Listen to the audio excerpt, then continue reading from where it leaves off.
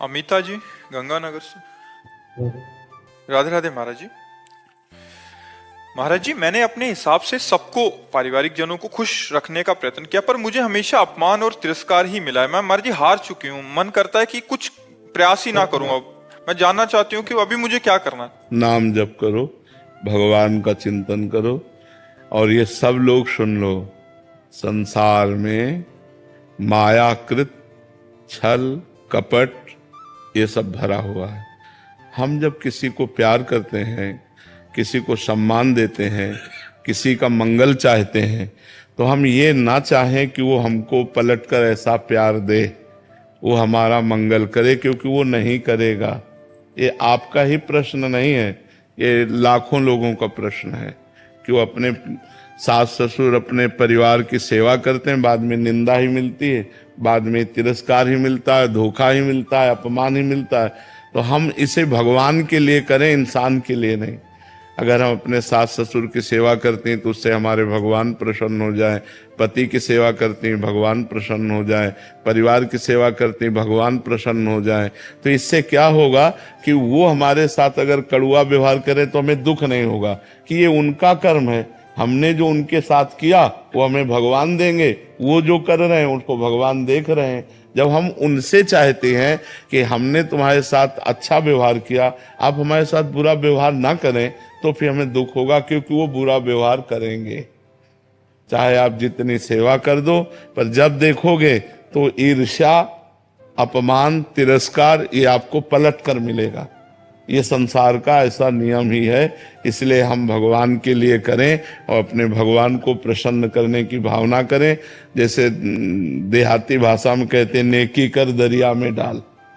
नेकी कर दरिया में डाल। दरिया में डाल का मतलब छोड़ दो, भगवान के ऊपर छोड़ दो।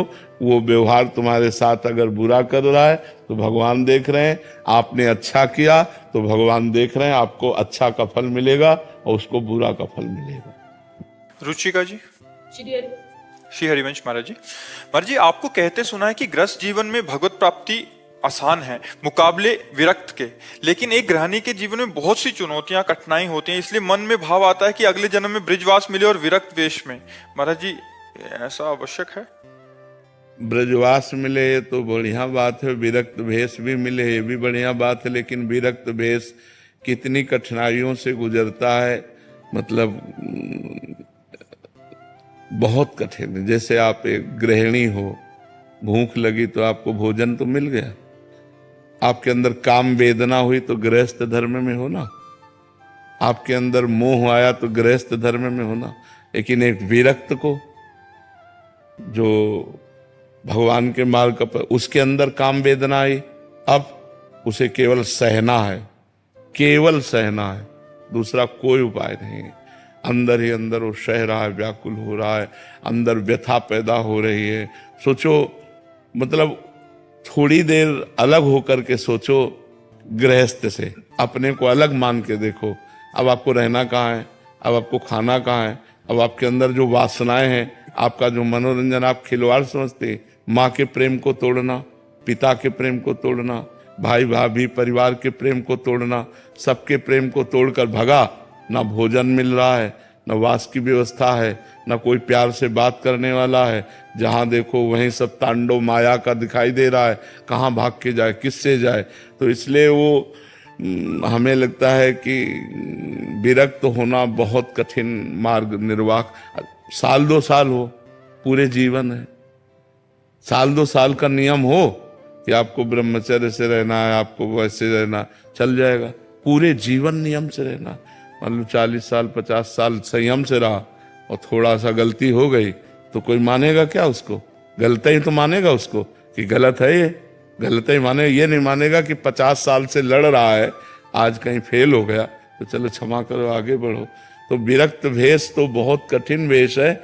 मतलब अगर सही ढंग से चले, अब इधर उधर खान पान वो बात अलग है, लेकिन सही ढंग से चलने में तो हमें लगता है गृहस्थी में एक जैसे किले के अंदर रहकर लड़ाई लड़ना और एक मैदान में युद्ध करना।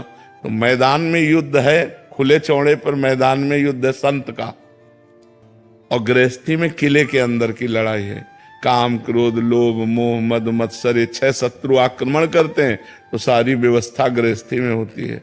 आप उनको भोग करके उनके प्रति घृणा करके निकल सकते हो, लेकिन वो ना भोगा है और घृणा करता है तो मन उसी में आसक्त हो रहा है, बार बार उसको विक्षेप पड़ता है बार बार, पर भजन के प्रभाव से धीरे धीरे फिर उनको दबा कर आगे बढ़ता है। तो हमें लगता है ये मांगो कि प्रभु मुझे चाहे गृहस्थ में रखो चाहे विरक्त में, पर आपके चरणों का चिंतन बना रहे, ये मांगा जाए। अगर भजन में मन है तो चक्रवर्ती सम्राट हैं अम्बरीश जी महाराज और महाभागवत हैं, परम भागवत है। जनक जी महाराज राजा हैं और परम ज्ञानी हैं। तो हमें लगता है हमें भगवान से भजन मांगना चाहिए। गृहस्थ विरक्त जहां मन आवे तहां रखो, पर हमारा मन हमारा चित्त आपके चरणों में लगा रहे। क्यों? हमारा मन भगवान में लगा रहे, ये खास बात है। गृहस्थ विरक्त कोई खास बात नहीं है। गृहस्थी में वो भजन कर रहे हो बहुत बढ़िया है, विरक्ति में वो भजन नहीं कर रहा तो बेकार जीवन है। तो हमें विरक्ति या गृहस्थी की तरफ ध्यान नहीं देना चाहिए, हमें भगवान की तरफ ध्यान देना चाहिए, भगवान की तरफ। अच्छा, सबसे बड़ा विरक्त वो है जिसके अंदर कोई भोगों की इच्छा नहीं। आप अगर गृहस्थ में रहकर कोई इच्छा नहीं करती, पति की सेवा में परिवार की सेवा में पति की इच्छा का पोषण कर रहे हैं, हमारी कोई इच्छा नहीं, तो आप संत हैं, आप भगवान की प्रिय भक्त हैं। तो हमें लगता है हमें भक्त बनना चाहिए, भगवान का चिंतन करने के लिए, भगवान के लिए तड़पना, भगवान के लिए रोना, ये कहीं भी हो सकता है। हम अगले जन्म के लिए क्यों निमंत्रण दें? हम इसी जन्म में भगवान का चिंतन करके भगवान को प्राप्त हो। क्यों? इसमें ऐसा बोला जाता है कि तुम गृहस्थ में हो, तुम्हारा परिवार है, पहले उसको देखो। हाँ, तो अच्छी बात है, परिवार रूप में भगवान है, उनकी सेवा करना चाहिए। अब हम सुबह से लगे आप लोगों की सेवा में, तो हमारी भी तो विरक्त होकर के क्या हम कर रहे हैं? संसार की तो सेवा कर रहे हैं, तो तुम्हें भी तो परिवार की सेवा करनी है। विरक्त का मतलब थोड़ी कपड़ा रंग करके बैठ जाना, बैठना नहीं है। समाज की सेवा करो, भजन करो, संयम से रहो। वही बात गृहस्थी में, अच्छे आचरण करो, नाम जप करो, परिवार की सेवा करो, क्या परेशानी है? मेरे पति में भगवान, मेरे पुत्र में भगवान, मेरे परिवार में भगवान, सबको प्यार भरा जीवन, तो कितना बढ़िया जीवन है, कितना बढ़िया जीवन। जो हम प्यार आप सबसे कर रहे हैं, वही आप प्यार अपने परिवार, अपने मोहल्ला, अपने नगर, अपने देश से करो, नाम जप करो, वही तो भक्ति है। भक्ति का मतलब कोई बाहर भाग के जाना थोड़ी, कहाँ भाग के जाओगे? महाराज जी, वर्तमान परिवेश में भाई जी जैसे लीला दर्शन, लीला परिवेश हो सकता है? बिल्कुल हो सकता है, पर भाई जी जैसा भजन होना चाहिए। श्वासोश्वास के अगर अभ्यास हो, हाँ, भजन के शरणागत। हाँ, कुछ बात ऐसी होती है कि कभी कभी भगवान के कारक पुरुष आते हैं। जैसे भाई जी हैं, वो कोई साधक नहीं है, वो कारक पुरुष हैं। लाखों लोगों को भगवत भक्ति में लगाया, लाखों लोगों को भगवत प्राप्ति का मार्ग दिया, आज भी दे रहे हैं, आगे भी देते रहेंगे। उनकी वाणी में अपार सामर्थ्य है। तो कुछ कभी कभी अवतारी पुरुष होते हैं जो भगवान के विशेष अंश से प्रकट होते हैं, विशेष भगवान उनमें पावर देते हैं। तो भाई जी को ऐसा पावर मिला हुआ था राधा माधव की भक्ति का प्रकाश करने के लिए कि लाखों लोग भगवत प्राप्त हो गए भाई जी की वाणी। उनको प्रेरणा स्रोत मान के, गृहस्थ में रह के, राधा बाबा जैसा मान के अगर अभ्यास करें महाराज। बिल्कुल बिल्कुल, तो जरूर हम उनकी हाँ, जरूर हम उनकी कृपा से, उनके द्वारा बताए मार्ग पर चलकर जहां वो जिस लक्ष्य में राधा माधव के चरणों में है, वहीं हम पहुंच जाएंगे। इसमें एक सत्संग में आपने कहा था कि आपने तेज साउंड में नाम का अभ्यास किया, तो क्या गृहस्थ में, व्यापार में उसी लीला से स्वरूप अवस्था पा सकते? बिल्कुल पा सकते, बिल्कुल बिल्कुल। अभ्यास करना, हाँ, अभ्यास करना चाहिए। आज भी हम अभ्यास में ही हैं, आज भी हम अभ्यास में ही हैं। जैसे हर समय अभ्यास। अब आपसे बात कर रहे हैं, मान लो हमारा बैच बाई बैच हमें एकांतिक करना है, तो अब हम प्रभु को भूल के थोड़ी कर रहे हैं। हम आपसे बात कर रहे हैं, हमको एक सांस भी अवसर मिलता है तो हम प्रभु की स्मृति में अपने को लगाने की चेष्टा। आज भी हम अभ्यास में हैं।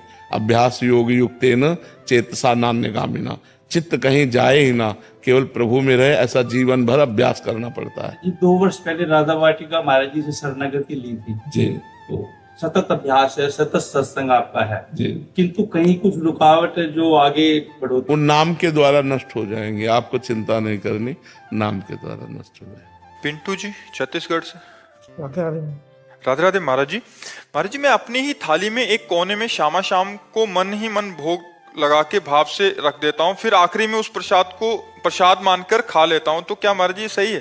जैसे अपनी जो थाली लगी उसी में ऐसे करके रख के। नहीं, अगर ये बाहर हो तो, घर में हो तो ठाकुर जी विराजमान है कि नहीं? घर में ठाकुर जी नहीं है महाराज। वैसे रखना चाहिए, जब सब कोई घर में है तो ठाकुर जी भी विराजमान कर ले।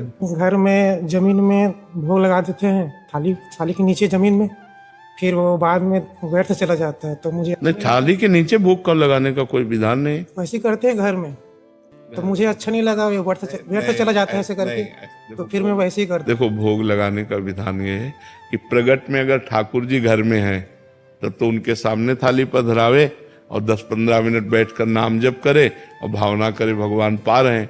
और अगर प्रगट में नहीं है तो अपनी थाली जो पूरा भोग आया है आपके सामने, हाथ जोड़ो, आंख मूंदो और भावना में देखो कि श्यामा श्याम पा रहे हैं।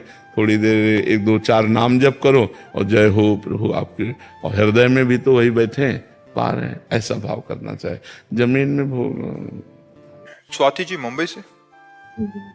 श्री हरिवंश महाराज जी, गुरुदेव, ये शरीर रहते हुए लालजू और लाडली जू से मिलना है, उनके दर्शन करना चाहती हूँ, मुझे अपनी तरफ से क्या प्रयास करना? ये तो हो जाने, वो प्रयास से तो मिलते नहीं,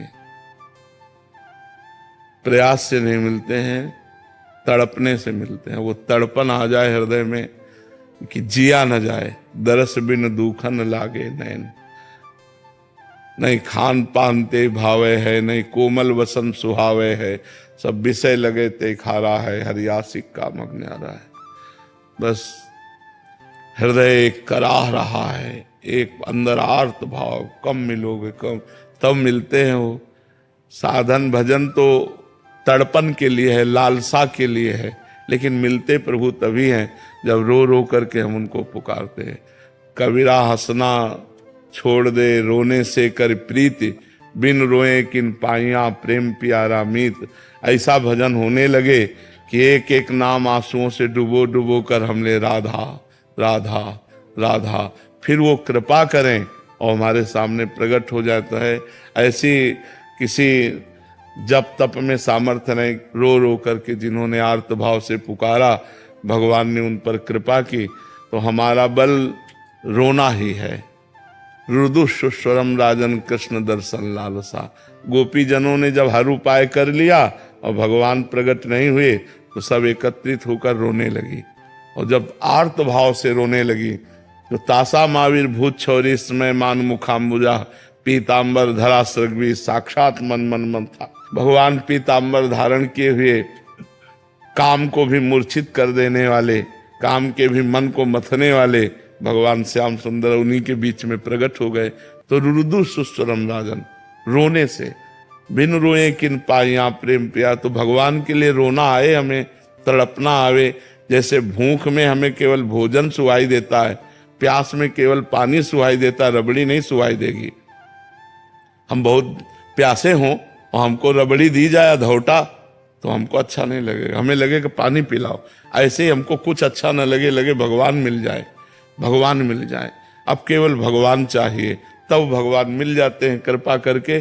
साधन तो यही है कि श्रवणम कीर्तनम स्मरणम विष्णुपाद सेवनम अर्चनम वंदनम दास्यम सख्य आत्मनिवेदनम। भगवान की नवधा भक्ति की जाए तो उससे प्रेम लक्षणा, और प्रेम लक्षणा से भगवान की प्राप्ति। निरंतर नाम जप, मतलब चिंतन के लिए क्या क्या? निरंतर नाम जप के प्रयास क्या करना चाहिए उसके लिए? अब भोजन शुद्ध होना चाहिए, सात्विक होना चाहिए, आचरण पवित्र होना चाहिए, अधिकतर मौन रहना चाहिए, किसी की निंदा स्तुति न करनी चाहिए, न सुननी चाहिए। कम से कम 5 घंटा केवल सोए, 24 घंटे में 5 घंटे बहुत पर्याप्त है नाम जापक के लिए सोना। और हर समय उठते बैठते चलते फिरते जिह्वा से उपांशु नाम जप का अभ्यास करे तो फिर मानसिक होने लगता है। नायक विवेक सिंह जी, भारतीय सेना से। जय श्री राधे राधे पूज्य गुरुदेव जी। महाराज जी, यदि मैं मन ही मन नाम जप करता हूँ और होठ नहीं हिलाता, सिर्फ जीभ, तालु एवं दंत का स्पर्श होता है, तो क्या वो नाम जप भगवान तक पहुँचता है? हाँ, बहुत सुंदर, बहुत सुंदर, बहुत सुंदर, ठीक चल रहा है। क्या मानसिक जप पूर्ण और सही माना जाता है? हाँ ठीक, वही पूर्ण है, ये मानसिक ही पूर्ण है। मानसिक तो क्या कहना है, अगर जब चलने लगे मानसिक तो सर्वोपरि मानसिक जप है। जैसे हम राधा राधा राधा राधा राधा, तो ये वाचिक हुआ, ये उपांश हुआ, ये मानसिक है। मानसिक में अंदर चल रहा है, हम सुन रहे हैं, वही राधा नाम देख रहे हैं, उसी में डूब रहे हैं। तो ये तो 10 गुना बढ़ कर के है। जैसे यज्ञ आदि से बढ़कर 10 गुना नाम जप है वाचिक, और वाचिक से बढ़ कर के उपांशु है, और उपांशु से बढ़ कर के ये मानसिक है। ऐसा महापुरुषों ने कहा है। गुरुदेव, ये नाम का जो चिंतन होता है वो मंत्रों का, अक्षरों का, तो वैखरी वाणी से तुम उसे जप करते हैं? नहीं, वैखरी वाणी से चिंतन करते हुए मंत्र नहीं जपा जा सकता, नाम तो जपा जा सकता है। तो जैसे आप कहते हैं कि पश्यंती में जब जाता है तो नाम मंत्र का चिंतन होने लगता है, तो जैसे नाम, ये चिंतन जो है शुरू से प्रयास करना पड़ता है, या जब उतर जाता है नीचे तब उसका चिंतन होने लगता है? वैसे प्रयास भी करना पड़ता है, और जब उतना जप हो जाता है उपांश, तो अपने आप वो मानसिक में आ जाता है। जब हमारा मन पवित्र होने लगता है तो हमारा मन पकड़ने लगता है, नाम को पकड़ने लगता है। देखो, ऐसा नहीं कि अभी नहीं पकड़ रहा, 10-20 बार तो पकड़ ही लेगा अपने आप। जैसे विषयों में भागता है, अगर 5 बार भी पकड़ लिया तो 5 बार तो पकड़ा। जहां 1 बार नहीं पकड़ता था तो वहां 5 बार मन तो लगा जपने में। तो ऐसे हम धीरे धीरे जब अभ्यास करने लगते हैं तो मन लगने लगता है। प्रयास भी करें, बार बार राधा नाम लिखें, उसी का दर्शन करें, उसी का श्रवण करें, उसी का उच्चारण करें, इससे धीरे धीरे मन पकड़ने लगता है। जैसे ऐसे अंदर सुनाई तो दे लेकिन चिंतन न हो तो मानसिक? कोई बात नहीं, तो भी जप चलेगा, तो भी माना जाएगा, आप जप चलाओ। सौरभ जी महाराष्ट्र से। राधे राधे। राधे राधे महाराज जी। महाराज जी, क्या ये सही है कि एक गुरु से दीक्षा लेने के बाद किसी अन्य गुरु का अनुसरण करना जहां उन्हें शांति और प्रेम की प्राप्ति हो रही हो? देखो, एक चीज ध्यान रखना है कि शिक्षा गुरु हम 100-200 बना सकते हैं। जैसे 24 शिक्षा गुरु बनाए दत्तात्रेय जी महाराज ने, लेकिन दीक्षा गुरु हमने दीक्षा ले ली। जैसे गुरु ने कहा राम राम जपो, अब हम राम राम जप करेंगे और 100-200 संतों से मिलेंगे, उनके अनुभव सुनेंगे। हमें जिन संत की बात अब अच्छी लगी वो बात हम जीवन में स्वीकार कर लेंगे। पर हमें लगता है कि गुरु, जो मंत्र दीक्षा वाला गुरु, एक ही होना चाहिए। शिक्षा गुरु अनेक किए जा सकते हैं। शिक्षा हम कहीं भी बैठ करके सुन सकते हैं। मान लो हमको अपने गुरु के वचनों में दृढ़ विश्वास करने वाले अगर हमको 100 संतों के वाक्य मिले तो हमारी बात बन जाएगी। लेकिन हमें अपने गुरु पर अश्रद्धा नहीं करनी चाहिए, अपने गुरु मंत्र पर अश्रद्धा नहीं करनी चाहिए।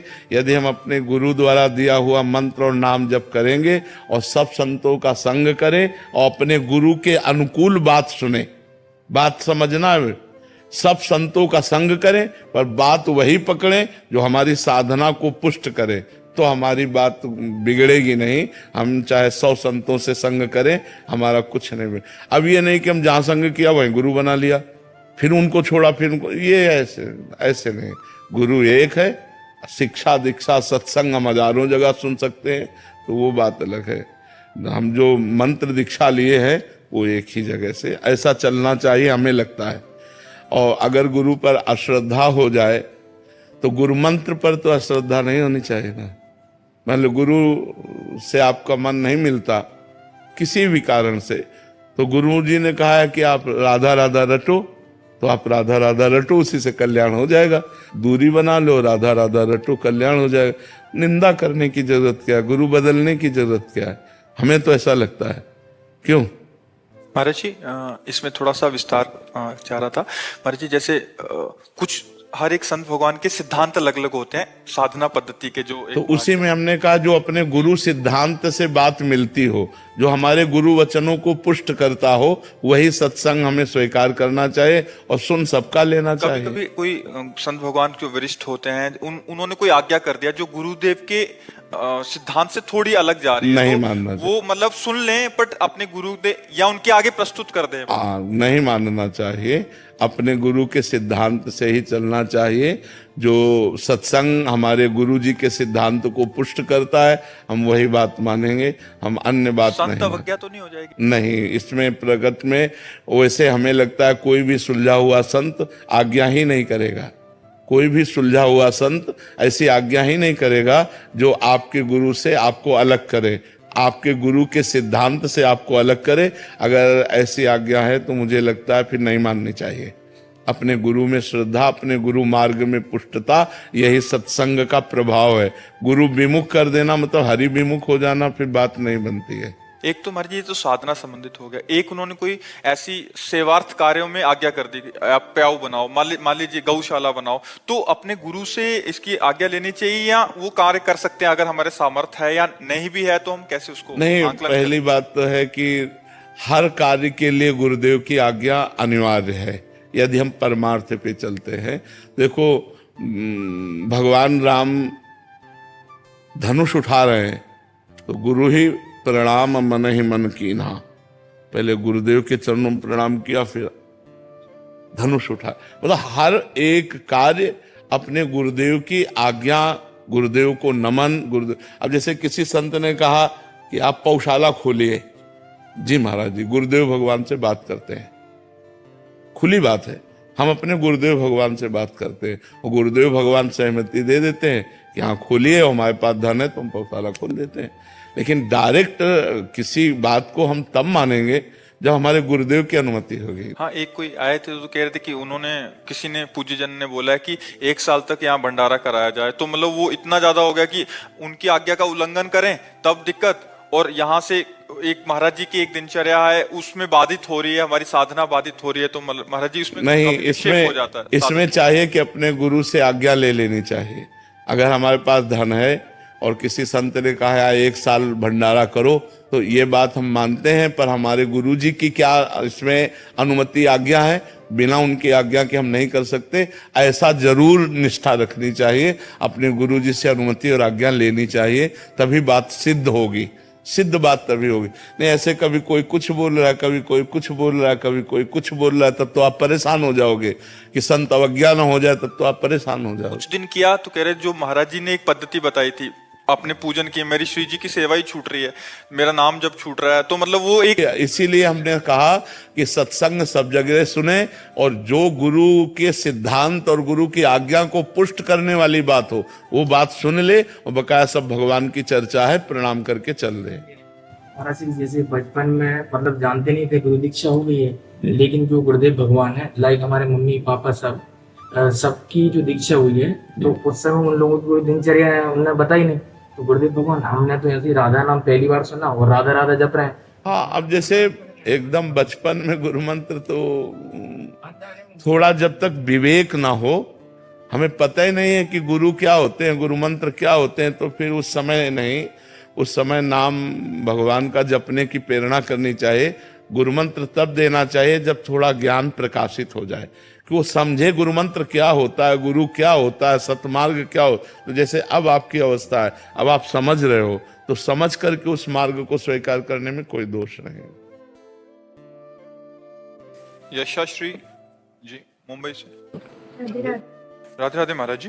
गुरुदेव, समय ऐसा है कि अभी सब चीजों से ऊब चुकी हूँ, कुछ भी सहने की हिम्मत नहीं है, बहुत टूट चुकी हूँ गुरुदेव, हृदय बहुत कमजोर हो चुका है। कोई भी घटना घटती है तो लगता है भगवान मेरे साथ ऐसा क्यों कर रहे हैं, कुछ उत्तर नहीं मिल रहा महाराज जी, निराशा। वैसे हम आपको सही बताएं, भगवान कृपा सिंधु है, भगवान किसी का मंगल, इतने दयालु भगवान हैं, बस उनकी दया की बात आते तो रोने के सिवा कोई और बात मतलब कहने की ताकत नहीं है। वो बहुत दयालु। हमारे कर्म ऐसे हैं, हमारे कर्म ऐसे हैं जो हमको कदम कदम पर विपत्ति दुख देते हैं। हम मनमानी आचरण किए हैं, हम भगवान की आज्ञा के विरुद्ध आचरण किए हैं, तो ना चाहने पर भी हमें दुख मिलेगा। वो भगवान नहीं देते। भगवान बहुत कृपालु हैं, भगवान बहुत दयालु हैं, भगवान बहुत पतित पावन है, पर गलती हमारी होती है। जन्म जन्मान जीव तो वही है, शरीर बदलते हैं। तो जैसे हम नया शरीर है, पूर्व जन्म का किया हुआ कर्म उसके अंग प्रत्यंगों को विहीन कर रहा है, शक्तिहीन बना दिया। तो हम ये देखते हैं कि गर्भ में ही कोई बालक नष्ट हो जाता है, अब उसका क्या पाप? वर्तमान में तो कोई पाप नहीं, पूर्व का पाप है। तो हमें चाहिए कि धैर्य पूर्वक सहना, गलती हमसे हुई पर हम भगवान से प्रार्थना करें कि मुझे सहने की सामर्थ्य दो या विपत्ति नष्ट करो। ये कभी हम ना सोचे कि भगवान ने ऐसा क्यों किया। आपसे सच्ची कहते हैं, भगवान बहुत करुणामय, मंगल भवन अमंगल हारी। वो कभी किसी का अमंगल क्यों करेंगे? हम उनके बच्चे हैं, वो हमें दुख क्यों देंगे? पर हमने कर्म ऐसे कर लिया, जाने अनजाने में हमसे कर्म ऐसे बन गए, अब उनका फल हमको दुख दे रहा है। भगवान दुख नहीं दे रहे, भगवान बहुत कृपालु है। भगवान तो सर्वज्ञ हैं, पर वो अपने बनाए हुए कानून को बिल्कुल सत्य निर्धारित करते हैं, वैसे ही पालन करना पड़ेगा। अगर भगवान ने दशरथ जी के पुत्र के रूप में अवतार लिया, राम रूप में, और दशरथ जी के द्वारा एक गलती हो गई, श्रवण कुमार का वध, शब्द विधि बाण के द्वारा उन्होंने समझा मृग, और वो घड़े की आवाज थी, श्रवण कुमार की छाती पे बाण लगा और प्राण। तो उनके पिता ने कि जैसे मैं पुत्र वियोग में तड़प कर प्राण त्याग रहा हूं, ऐसे तुम पुत्र वियोग में प्राण त्यागोगे। तो भगवान राम स्वयं उनके पुत्र के रूप में अवतरित हुए, पर क्या कानून तोड़ा? क्या? वैसे ही हा पुत्र कहते हुए, हा राम कहते हुए दशरथ जी को प्राण त्यागना पड़ा कि नहीं त्यागना? यद्यपि भगवान स्वयं उनके पुत्र हैं, भगवान चाहे तो हर बात मिटा सकते, लेकिन भगवान कानून को नहीं मिटाते। जो कानून भगवान ने बनाया उसका स्वयं भगवान पालन करते हैं। तो हम जीव हैं, हमारे द्वारा कुछ कर्म ऐसे बिगड़े हो जाते हैं जिनका फल हमें दुख भोगना पड़ता है। तो हम धैर्यवान बने, हम नाम जप करें, पर भगवान को न कोसे कि भगवान ने हमको ऐसा। भगवान बहुत कृपालु हैं और भगवान ऐसा कभी किसी को कष्ट नहीं दे सकते। देखो इतने कृपालु हैं कि भगवान को जो गाली देता है, भगवान की जो निंदा करता है, उसको भी सूर्य, वायु, धरती, पानी, भोजन सब भगवान दे रहे हैं। नहीं दे रहे? नहीं तो वो चाहे तो 1 मिनट में दिल फेल कर दे, वो चाहे तो 1 मिनट में दुर्दशा कर दे, भगवान है। लेकिन भगवान पापियों की भी दुर्दशा नहीं करते, उनका पाप कर्म उनको खुद दंड देता है, भगवान दंड नहीं देते। भगवान तो कृपा करते हैं, भगवान तो अतिशय कृपालु हैं। अनंत माताओं के हृदय में जितना प्यार है वो सब भगवान के एक अंश से हो। भगवान वात्सल्य समुद्र है, वो हमको क्यों कष्ट देंगे? हमारे कर्म हमको कष्ट दे रहे हैं। कर्म प्रधान है, जैसा जैसा हम कर्म करेंगे वैसा ही हमें भोगना पड़ेगा। इसलिए हमें लगता है हम भगवान को ना कोसे, हम अपने कर्मों का सुधार करें और नाम जप करें।